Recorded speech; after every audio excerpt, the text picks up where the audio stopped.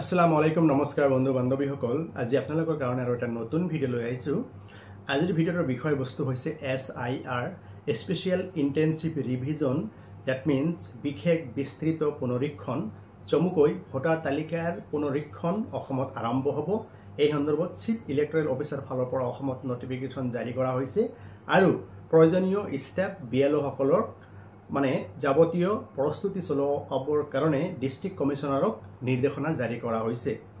আপোনালোকে জানে যে ভাৰতবৰ্ষৰ বিহাৰ ৰাজ্যত অলৰেডি SIR ৰ কাম আৰম্ভ হৈছে আৰু আপোনাৰ 30/9/2025 তাৰিখত ফাইনেল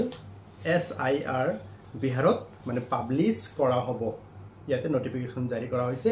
বন্ধুসকল এয়া আছে মোৰ হাতত ইলেকশ্যন কমিশন অফ ইণ্ডিয়াৰ ফালৰ পৰা 24 জুন 2025 তাৰিখত বিহাৰ ৰাজ্যত যে SIR ৰ কাম আৰম্ভ হ'ব কেনেকৈ আৰম্ভ হ'ব আৰু মানে ডিটেইলছ গাইডলাইনছ ইয়াতে সন্নিবিষ্ট কৰা হৈছে আৰু এই SIR ৰ কাম যেতিয়া আৰম্ভ হ'ব অসমত তেতিয়া হলে BLO বুথ লেভেল অফিচাৰ বিলাকে মানে প্ৰত্যেক ঘৰে ঘৰে গৈ এখন ইনুমাৰেচন ফৰ্ম দিব ইয়া হৈছে ইনুমাৰেচন ফৰ্ম এই ফৰ্মটো বিহাৰৰ প্ৰত্যেকজন ঘৰত গৈ প্ৰত্যেকজন ভোটাৰক দিছিল আৰু এই ইনুমাৰেচন ফৰ্মত আসলতে কি ডকুমেন্টছ লাগিব ইয়াত কিন্তু কোৱা হৈছে মোৰ আগৰ ভিডিঅ'টোত অলৰেডি 11 ডকুমেন্টছৰ কথা উল্লেখ কৰিছো সেই 11 বিধ ডকুমেন্টছৰ পৰা কেনেকুৱা ধৰণৰ ডকুমেন্টছ এই ইনুমাৰেচন ফৰ্মৰ লগত গাঁঠি দিব লাগিব এই সংক্ৰান্তত আজি এটা আইডিয়া দিবৰ কাৰণে এই ভিডিঅ'টো বনাইছো সম্পূৰ্ণ তথ্যভিত্তিক ভিডিঅ' কাৰণ ইয়াত ইলেকশ্যন কমিশন অফ ইণ্ডিয়াৰ ফালৰ পৰা নটিফিকেশ্যন আৰু এয়া ইনুমাৰেচন ফৰ্ম যেটো নেকি BLO আপোনালোকক দিব সেই ফৰ্মৰ পৰা কিছুমান কথা আপোনালোকক অৱগত কৰিবলৈ ওলাইছো বন্ধুসকল ইয়াত আসলতে কোৱা হৈছে যে তিনি প্ৰকাৰৰ মানুহৰ কি ডকুমেন্টছ লাগিব সেই কথা ইয়াত সন্নিবিষ্ট কৰা হৈছে number 1 born in India before 1st July 1987 যদি কোনো মানুহৰ জন্ম 1987 ৰ 1st July ৰ আগত হৈছে তেতিয়া হলে any documents for self from 11 nose documents যোৱাকালিৰ ভিডিঅ'টোত আপোনালোকে কৈছিলো যে 11 বিধ নথিৰ পৰা যিকোনো এটা নথি যত নিজৰ জন্মৰ তাৰিখটো উল্লেখ আছে আৰু প্লেস অফ বাৰ্থৰ কথা উল্লেখ আছে তেনেকুৱা ধৰণৰ এটা ডকুমেন্টছ দিব লাগিব আকৌ এবাৰ কৈছো যিবোৰৰ জন্ম 1987 1st জুলাইৰ আগত হৈছে তেতিয়া হলে নিজৰ এটা ডকুমেন্টছ দিব লাগিব 11টা ডকুমেন্টছৰ পৰা যিকোনো এটা ডকুমেন্টছ আপোনালোকে এই ইনুমাৰেচন ফৰ্মৰ লগত সাবমিট কৰিব লাগিব যত নেকি আপোনাৰ জন্মৰ তাৰিখ উল্লেখ থাকিব আৰু জন্মৰ স্থান উল্লেখ আছে তাৰ পিছত আহিছো যিবিলাক মানুহৰ জন্ম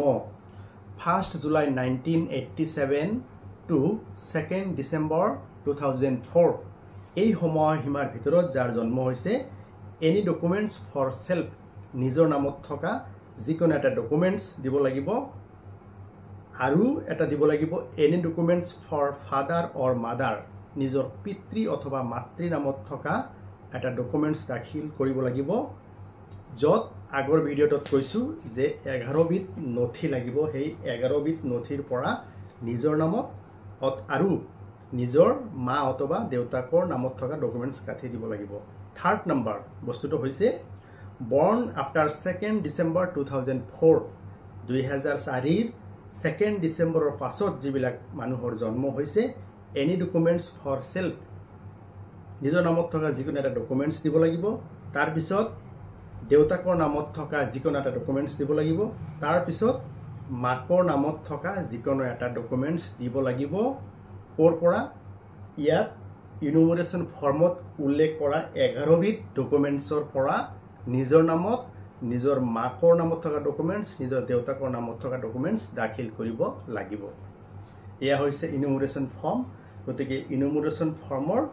আসলতে লগত কি ডকুমেন্টছ ইয়াতে দিয়া আছে টিক এনি ওয়ান গতিকে এই বিলাকৰ মাজৰ পৰা যিকোনো এটা অপচন যে ফাৰ্স্ট অপচন মানে জন্ম হৈছে বিফৰ 1st July 1987 অথবা যিবোৰৰ জন্ম হৈছে 1st July 1987 and 2nd December 2004 এই সময়সীমাৰ ভিতৰত যাৰ জন্ম হৈছে গতিকে এই কথাখিনি আপোনালোকক উল্লেখ কৰিলোঁ যদি আপোনালোকৰ ভাল লাগে আপোনালোকৰ মতামতবোৰ দাঙি ধৰিব ধন্যবাদ হেভ এ নাইস ডে